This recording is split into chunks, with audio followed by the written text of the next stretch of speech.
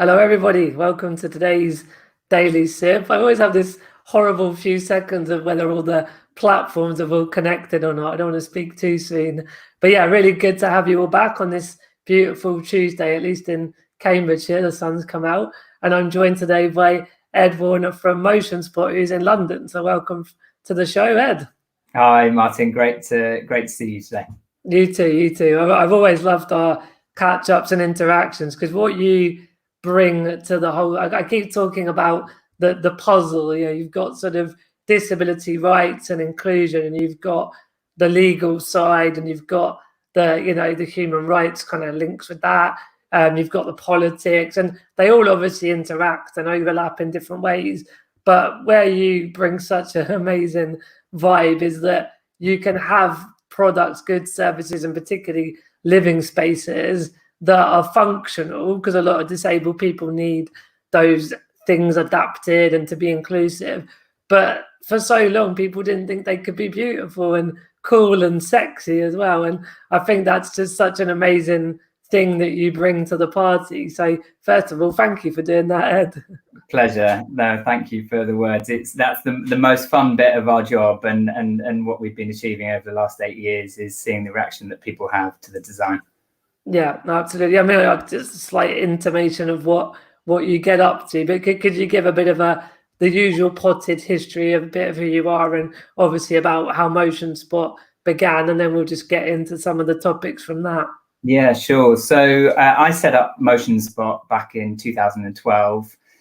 Motion Spot is effectively an accessible design specialist. We work with both clients in their own homes as well as commercial clients in spaces like offices, hotels, retirement villages, and care, to work with them to design really beautiful, accessible environments.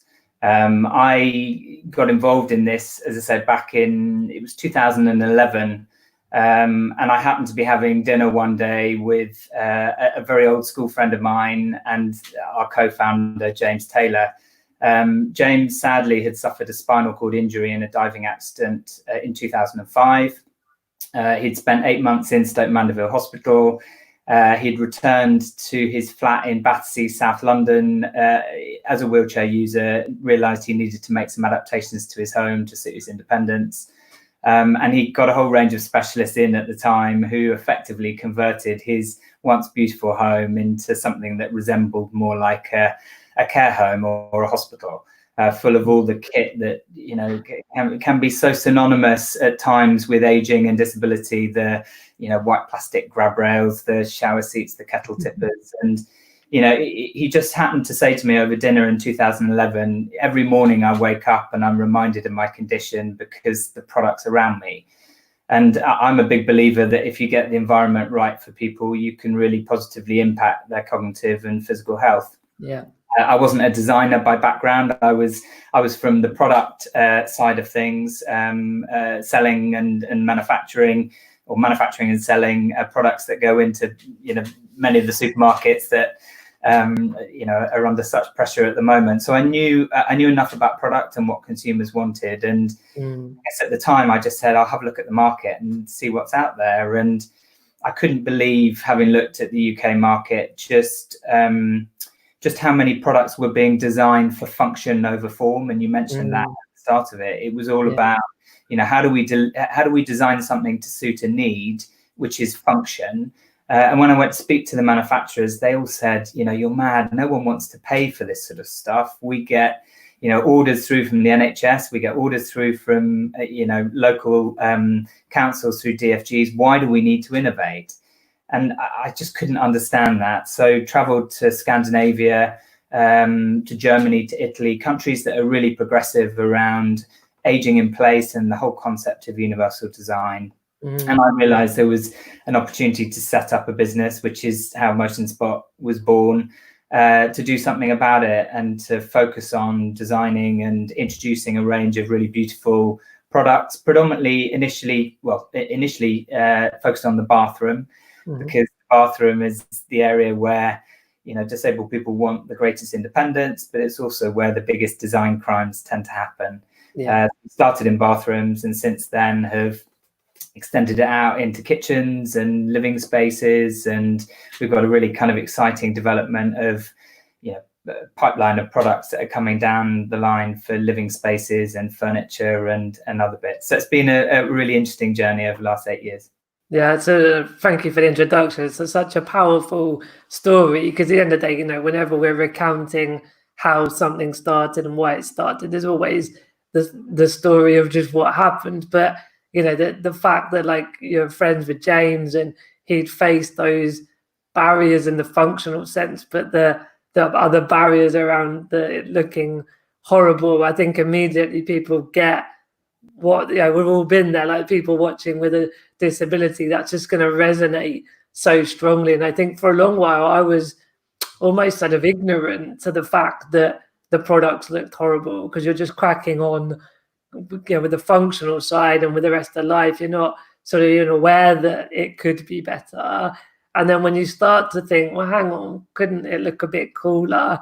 As you say, you look on the market and there's just not been any innovation and no disruption to that industry. So I mean, there's all sorts of questions and areas to dive into. Obviously, you know, like with the stuff I've been doing, the brand marketing and the whole business case that disabled people are consumers, and you're just haven't been seen or spoken to and asked what we want by businesses. So in terms of when you spoke to other manufacturers and they were like, oh, there's no need to innovate, do you think, like, had they tried to speak to the marketplace, or they were just presuming everything? Yeah, it was all assumption, Martin. So, you know, effectively, so many of the manufacturers were talking to one individual who would be a buyer or a commissioner of adapted equipment within a local authority or a healthcare trust.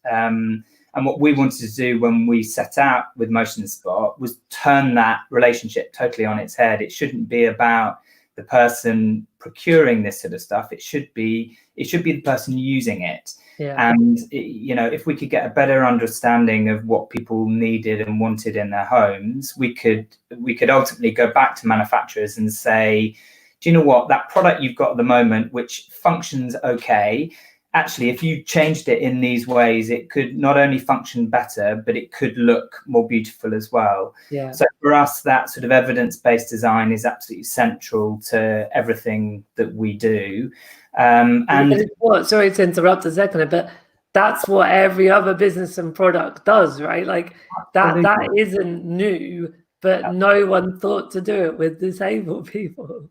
Absolutely right. And so much of the time, you know, products for this market have been designed, you know, by traditionally younger people who don't have a disability themselves. So they either can't relate to, you know, somebody's condition, or, you know, so many of our clients are just simply getting older in the home and need sort of clever adapted products to be able to live independently. And again, if a product's been designed by a very, you know, young designer who has no knowledge of how they're going to age in, you know, 60 years time, it's very difficult to design products that the market wants. So, you know, that's been a major sort of step change for us. Yeah, I mean, you mentioned that you weren't from a design background. So what sort of I'd say, I'm presuming if I say upskilling, that you then went into design, or as an entrepreneur, it's also about bringing others in around you, isn't it? So how did you navigate going into that new world when it wasn't your background?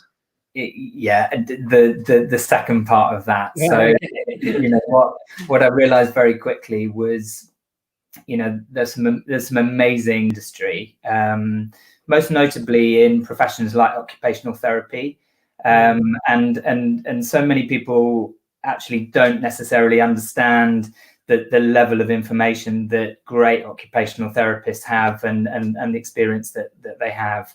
And I understood very quickly that I didn't have the experience, but what I did have was that kind of vision of what I wanted to achieve and create an offer that was desirable and accessible for everybody. And then what I needed to do is to bring in people with the right skills and qualification to be able to influence our design thinking. So at a very early stage, I work with two brilliant occupational therapists, Marnie and Jaquel, who really kind of instilled a set of design principles in our business around some of the challenges that people face in the home in particular. If someone had a particular condition, what the design challenge would be. And then I brought in some really talented interior designers and product developers who sat on the other side of the table to the occupational therapists and said, okay, if that's the challenge, how can we design a solution to that challenge? And it was actually a really refreshing experience, because we weren't employing people, product designers necessarily from the industry. So they weren't bringing a whole load of baggage around this is what a shower seat has to look like. Yeah, totally. They were coming at it from more of a consumer product point of view, as you said, and said, what would I like in my home? And then let's go and talk to hundreds of people who are going to use this product to help influence the design. So that was sort of how we built the team in the early days, and it's grown from there. Yeah, that's really amazing. And what other challenges? Obviously, that first challenge was bringing in how to. Well, I suppose one thing you've mentioned is quite a good entrepreneurial lesson, that if you start with the solution and find the problem, it can go a bit awry. But if you look for that problem first and then bring in the appropriate solution, it just works better. That's like a general sort of entrepreneurial thing. But yeah, so with that barrier, if you like, overcome, what other challenges were there to bringing this idea you've had with James to market and to actually have a profitable business?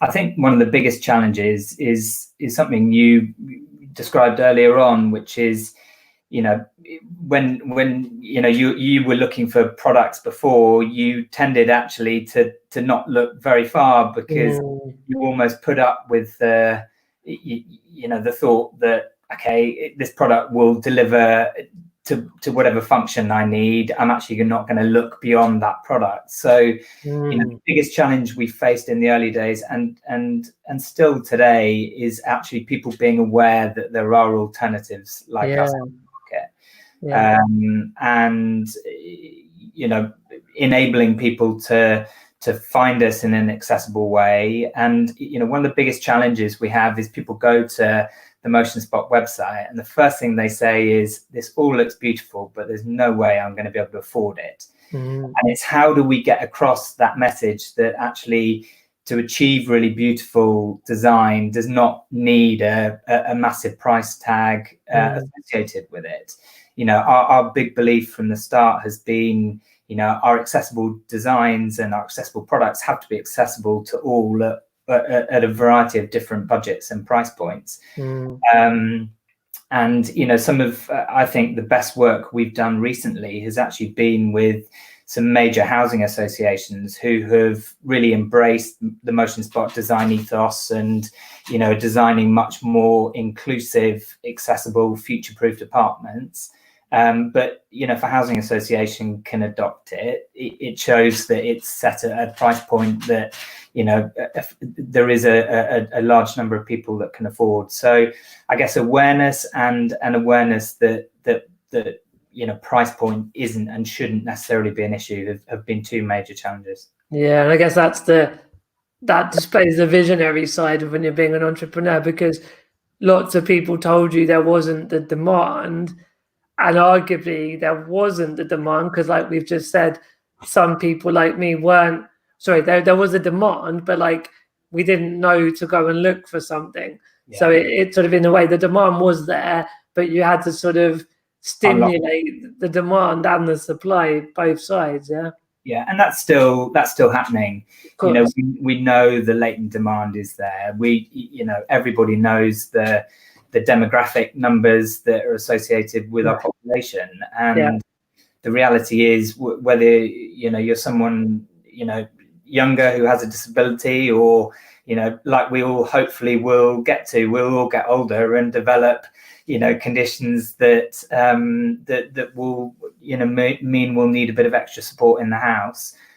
So the latent demand is there. It's the biggest challenge is, how do you access a group of people who are in their own homes? What sort of media are they consuming? How how do they want to consume the information as well? So there's an awful lot to think about when you're thinking about designing an accessible, future-proof bathroom. And for many people, if we supply too much information, it can just be a complete overload of information. And actually, how do you provide enough kind of nuggets of advice that will get people thinking and realizing that actually, if they did make some minor adaptations to their home, it would make independence. It would help satisfy not only their need, but make them more independent, make the home look and feel more like a home. That's what we're trying to get to. Well, that's the language I'm totally into. Like that, we've spoke a few times about different options and ways. I mean, I've literally on the weekend I read a book called Jab, Jab, Jab, Right Hook, which is all about social media marketing. And it's like, again, I've just seen so many awesome, creative, authentic, genuine ways of doing marketing where consumers win. It's not, because I think people think of sales and marketing like the dirty sort of snake oil salesperson. And like, there's so many ways now where consumers are empowered and even tell their own story so that others benefit. It's a really exciting time for that kind of marketing, but obviously it is making sure that the message is right and it's in the right place at the right media and all the things you just said. So no, there's certainly a lot of opportunities and potential. But we've got a question from Facebook, and you've sort of touched on it. A difficult question to ask, but is the pricing of your products and services aligned to non-disabled focused, high quality products? As with many products, is there a further premium on top? So I think you did sort of touch on that a moment ago, but for Paul and everybody's benefit, it'd be great just to touch on price a bit more, I think. Yeah, I mean, one of my biggest bugbears is the industry designing products and then putting a premium on it because those products are trying to find a solution for somebody with a disability. It just shouldn't happen. And our view is that the market is there to be able to design, manufacture and launch products that should be priced at the same price point as any other product on the high street. It shouldn't. It's not a tiny market, is it? In the end, market. And the argument from manufacturers has always been, well, do you know what? Our volumes are so small for this adaptive product or accessible product that we have to charge a premium for it. But as you say, the volumes are there to ensure that they're priced, comparatively. And Paul's just checked out the website, and the products look beautiful. So we've already educated one person there, which is brilliant. Thank you.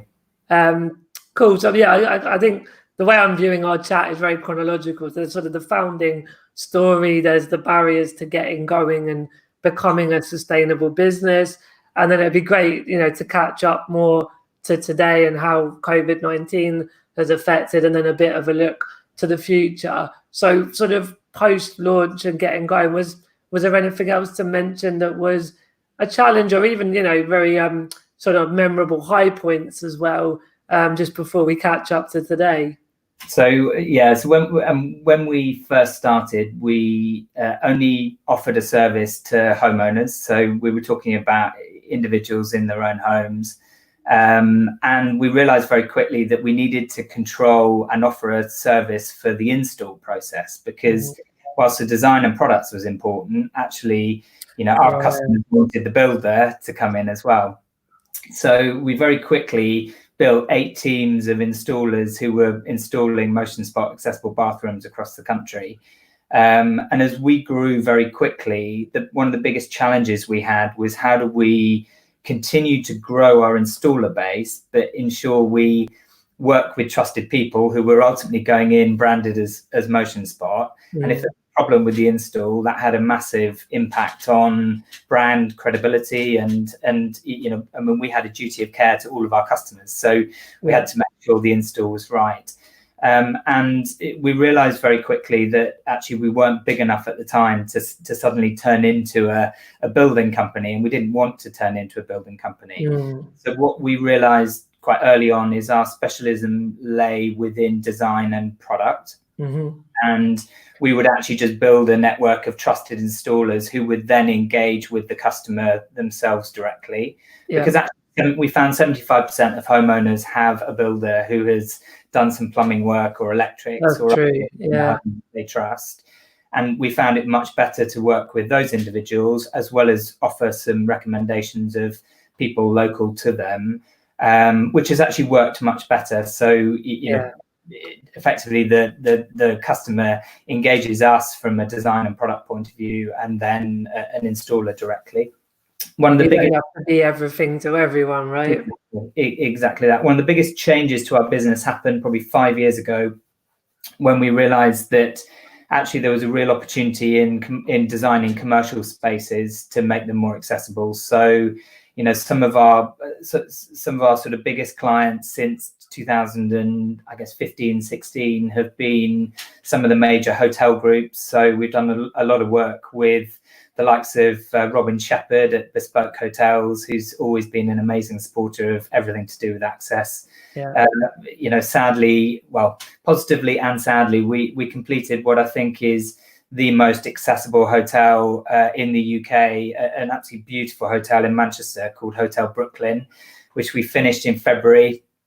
I was up there on Valentine's Day for the launch. 18 really beautiful, accessible bedrooms and bathrooms in Manchester. Nice. 2 of them with recessed ceiling track hoists in the ceiling. The first hotel rooms in Manchester to have ceiling tracks, and then COVID hit. And I was just going to say, like, I hadn't heard about that one, and that's such a amazing one to explore. But I guess it was just before all this stuff kicked off. Yeah, and it will reopen, and we'll have a proper launch, and we'd love to get you up there to run another one of these, perhaps even with Robin, just so that your community can sort of see what is possible in the world of hotel design.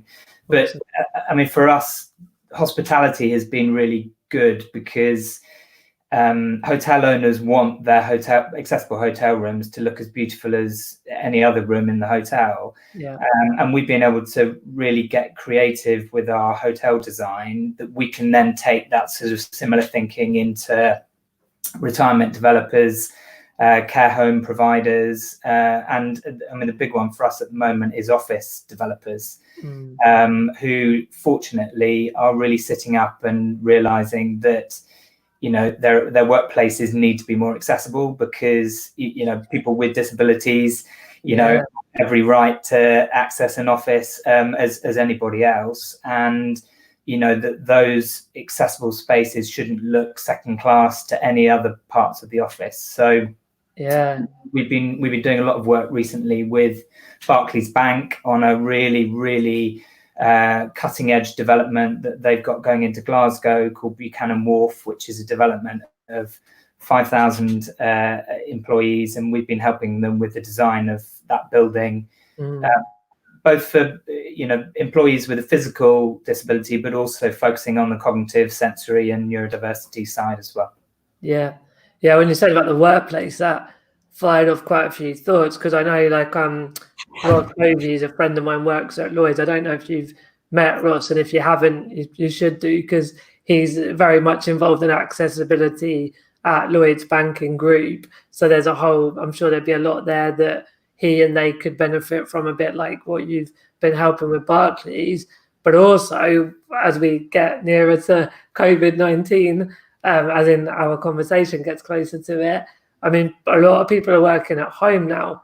And so there's obviously been a big upheaval about those that have got all the gear they needed at the workplace, they maybe haven't got while working from home. So there's potentially, and I think whilst that might be a short-term thing, and so people make do and we just get through it, but I really think the world of work will change a lot beyond this forever. Like the amount of people that are just saying, I commute 3 hours a day, an hour and a half there and back, and I go all that way for an hour meeting, and I'm exhausted and I'm spending money on transport, stuck in traffic. Like I think there is going to be meeting spaces to have brainstorms and to onboard clients and do the things that is better to be in person with. Yeah. But yeah, I still think that there'll be more people working from home for the long run with this as well.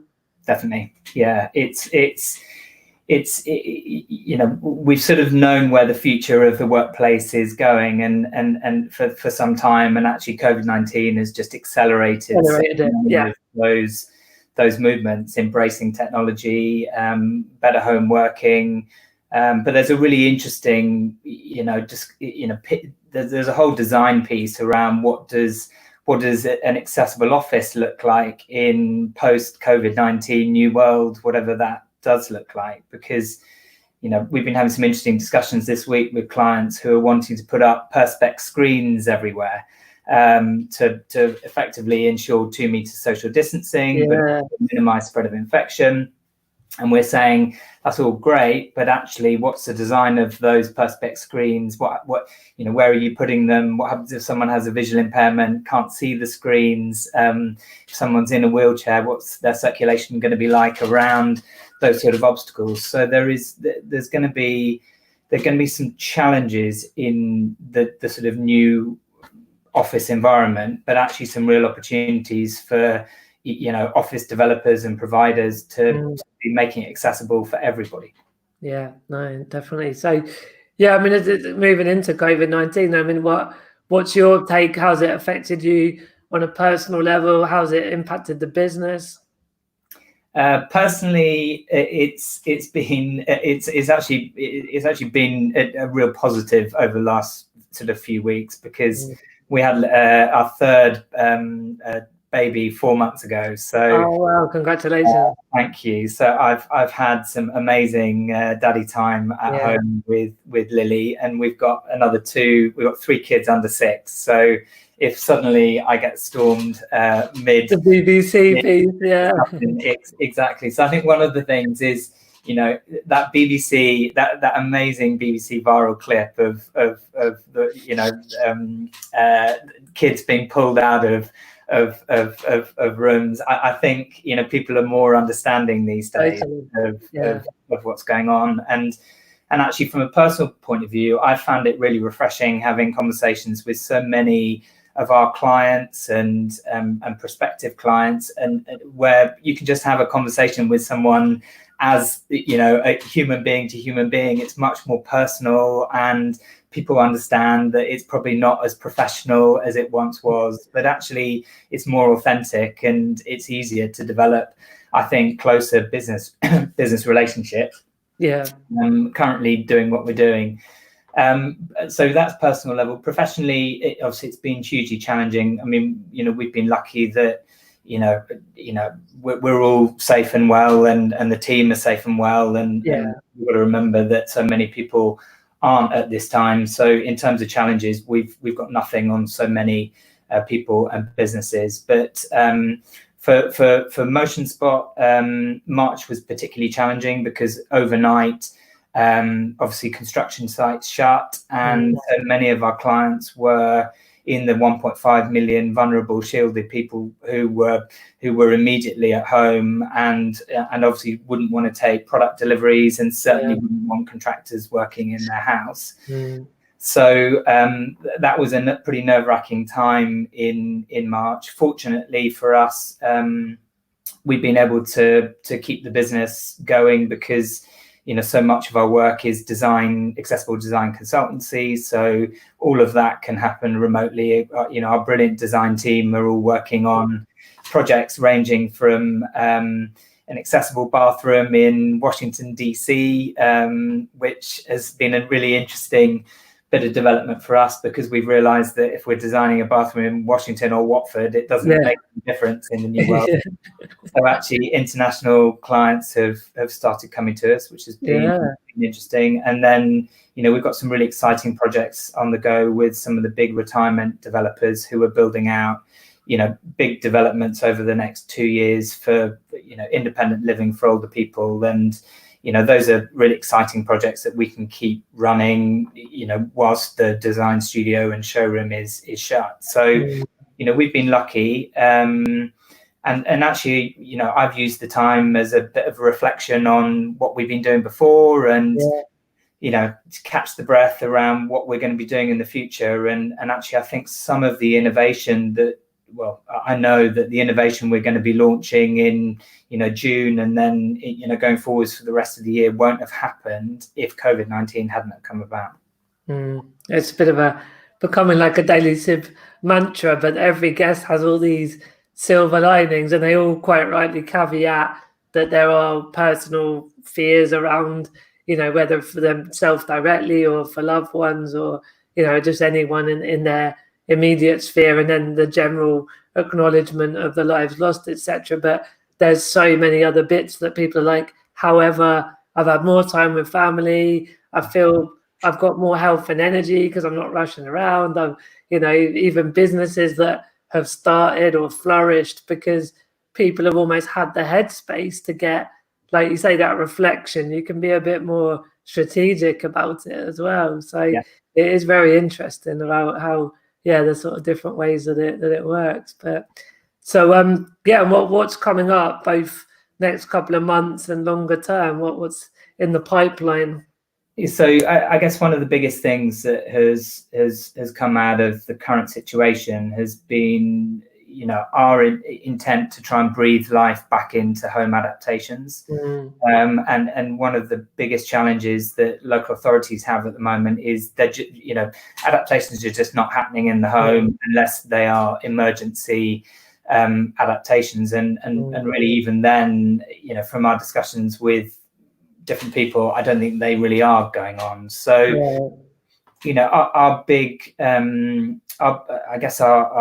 the big change we've made over the last sort of 8 weeks, well, probably the first 2 weeks with proper crisis management, really over the last 6 weeks, has been how do we reposition our domestic business to be able to provide a really brilliant remote design service, so people can come on, initially have a free consultation with one of our design team, can have a conversation on video, and to show through video technology, iPhone, smartphone, whatever it is, to give our design team an idea, or even sending pictures in over what they've got at the moment and what challenges they're facing in that environment. And then for us to put together some potential designs that will solve some of those challenges, for us to be able to put a package of products together, whether that be bathroom or kitchen related. And then importantly, to look at training up local contractors if people wanted building work done at the moment around, COVID-19 safe working practices, so that they're fully accredited and understand, the challenges and what they should be doing when they're installing in somebody's home who's vulnerable, so that we can kickstart home adaptations. And it's our intention, it's a pretty ambitious one, but we're 2 weeks into a new website build of a totally new brand, which is going to be called Fine and Able.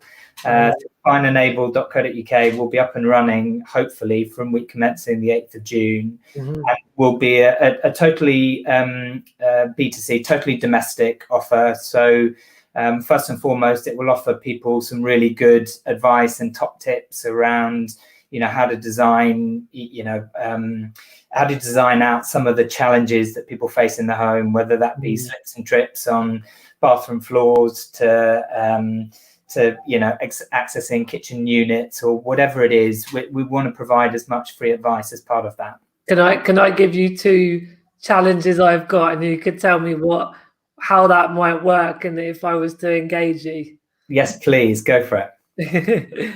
So one, you'll remember we did the workshop in Peterborough about the flats, and it came out about how I'm always in my wheelchair and my fiance's on the sofa, and we can't sort of be able to sit more close. So one would be what kind of way, and you may not have the answer, I know I'm putting you in the corner here, Ed, but like, what would the process look like if I wanted to explore how I could get onto the sofa without some metal hook hanging out of the ceiling that would like get me onto it like a hoist?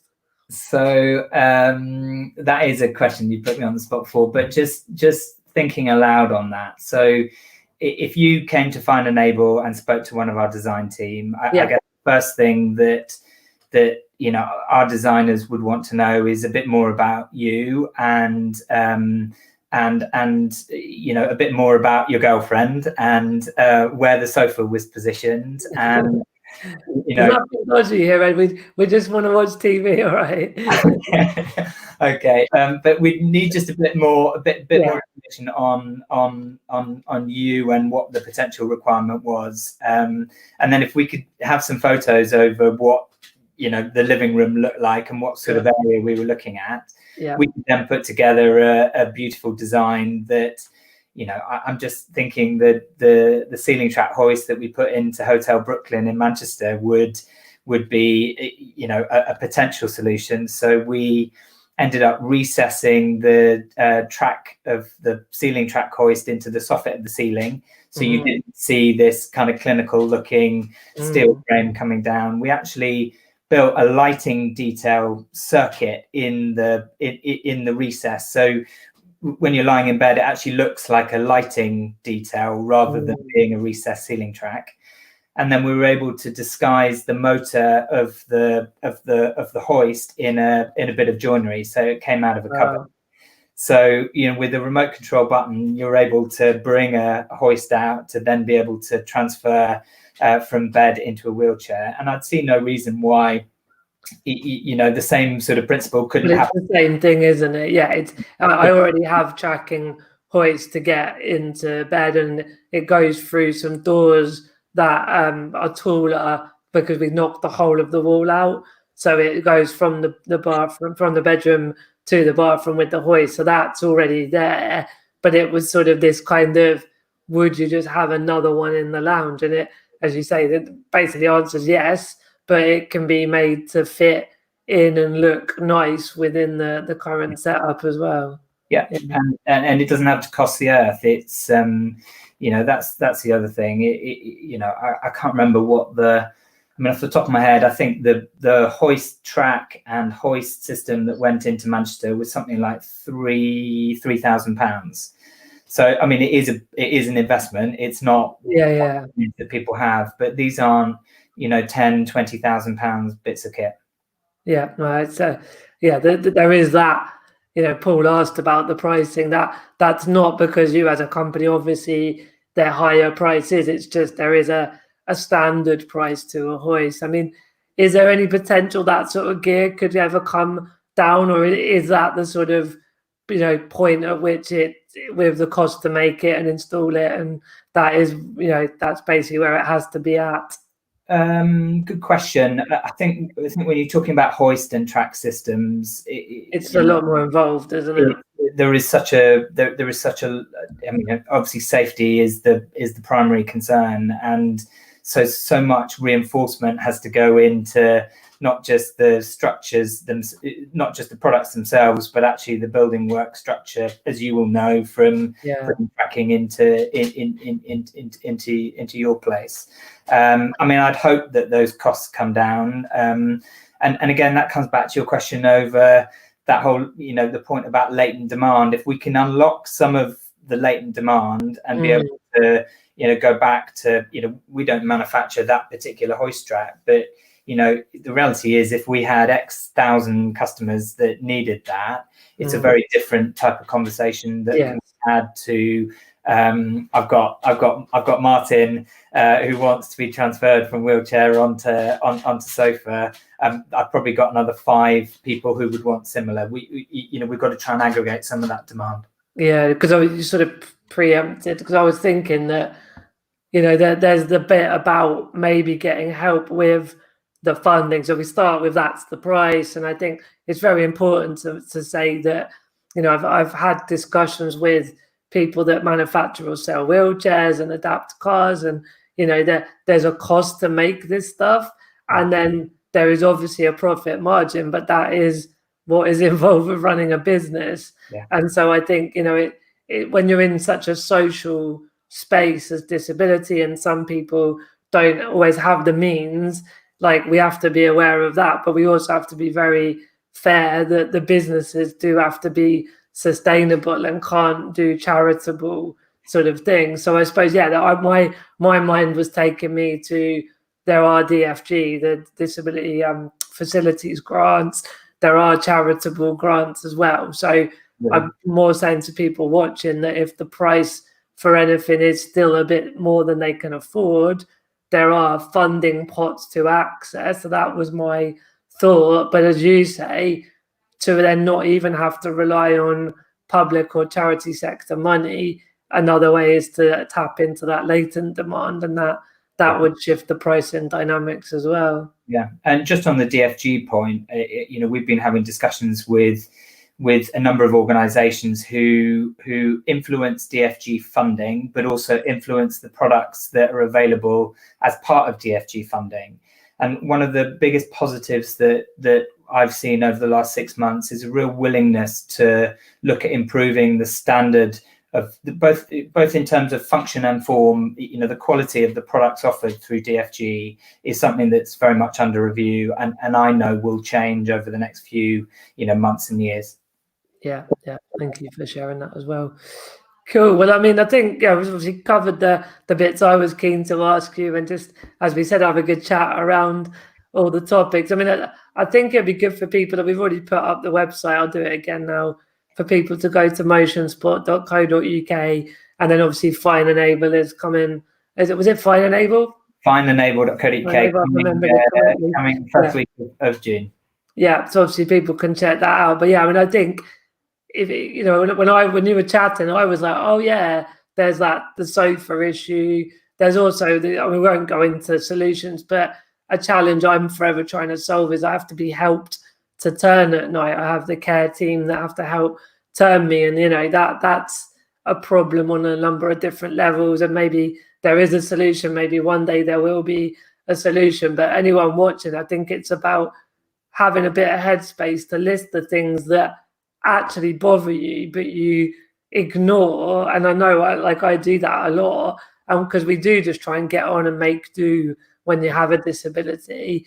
But then to reach out to you guys and have a free exploratory chat about the solutions, and it might be that something can be dealt with really quickly and cheaply, and it's all quite simple, and it might be a year away to get the funding, but it's still a year away is better than never, right? Yeah, just two things on that, and it's back to the point about evidence-based design that we spoke about before. If people are able to, I'd absolutely love to hear their thoughts on some of the biggest challenges they face in the home. What are the products that they're really they either dislike or they use every day? And you mentioned the problem with turning at night. Why isn't there a better solution designed? Because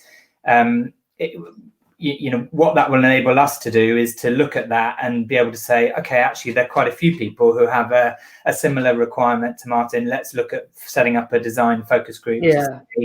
Actually, if we were to build this from the ground up, what would the product look like? And in an ideal world, how would it perform? And then we can look at designing that and taking it to manufacture and launch. So I'd actually love to hear from people about that challenge.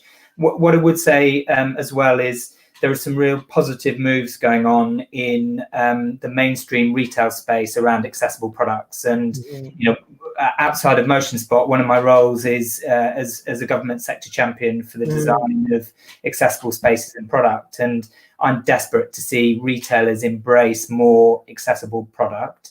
There are also a number of discussions happening with high street retailers that happened pre-COVID, but even after COVID, it still will be on their radar to look at developing and showcasing so that people can go and trial accessible product in high street locations.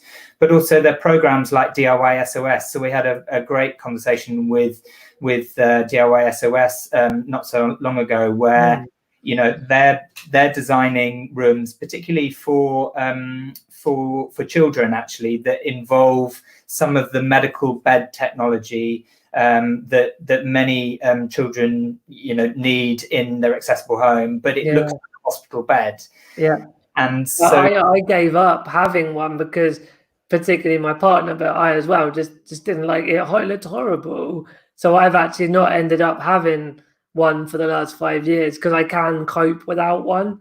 But did that cut out for a second, Ed? Yeah, you just froze on after I spoke about the hospital bed. You were saying you had one, or yeah, I had one. It was getting quite old, so there was an element of it had had its better days. But instead of getting another one or just making do, I just don't have that electric capability anymore because it just looked so horrible. And my point was I can cope without one. So there's a sort of argument of what the need is, but the main reason we got rid of it was it just looked horrible. Yeah. Yeah. But again, with a bit of design thought, there's no reason why the bed head can't be clad in something different to the hospital material, and why the steel bars down each side, have to look as they do. That's just, it's lazy design really that is designed to function as opposed to somebody's home. So I'd really welcome, and you can contact us, via the website through team@motionspot.co.uk to hear of any, challenges and product solutions that you'd like to see coming to market, because, we'd love to hear about it and look at getting you involved in designing some products. Yeah, and again, that's back to that, empowering people, isn't it? That instead of just feeling like we have to make do and there's no way out, I know you can't make a promise that, for example, the turning at night will be on the market in 6 months, for example, but there is now a roadmap, a way of channeling those problems towards solutions, whether they come quickly or they take a little while. There's an avenue to do it now, right? Absolutely. And even if it's not a bed that necessarily turns you at night, but as part of the design process, what comes out of it is actually just a more accessible bed that is able to elevate at night, for example. Yeah, that may suit a group of people that wouldn't necessarily have had that product. So I don't mind starting with a really ambitious end goal, because actually what could potentially be delivered is so much better than is out there at the moment. But I'd love to work with you on that bigger piece around a more aesthetically appealing bed that fits in a home that can also turn at night without needing carer support. Yeah, definitely. Well, there's been loads of nice comments just saying great stuff and beautiful work and lots of positive input. So thank you for everyone that's been watching and giving your comments on social media. I think we've covered the specific questions that came in already. So yeah, I mean, if there's anything else you want to end on, Ed? No, I mean, just to wish everybody well and to stay safe, and to, remember that, we will get through this next phase of lockdown, and to look forward to what the new world is going to offer, because whilst there will undoubtedly be challenges, I'm really excited about what the kind of new world is going to mean for anybody with a disability, because what this whole situation has made people realize is what it feels like to be isolated at home. And I know that point's come up quite a lot in the Daily Sib, is putting so many more people in the position that so many disabled people are. So I'm excited about the future, and as I say, look forward to catching up either virtually with you or in person next time. And thanks for having me on today. No, it's been an absolute pleasure. And I mean, we've spoke a few times in the past, but I learned a lot about the more the details of what you do and how people like myself can engage and solve problems. So I found it on a personal level very helpful as well. So thank you very much, Ed. Great to see and speak. Cheers, Martin. Cool. Well, everyone, I'll see you tomorrow. We've got Andrew Roach, who's a talent manager, and he works with talent such as Sam Renke. So we'll be hearing about what he gets up to in that part of the puzzle, as I'm now calling it, of disability rights and inclusion. So yeah, we'll see you tomorrow at noon as usual for a bit more of the Daily Sib. Until then, take care. Bye-bye for now.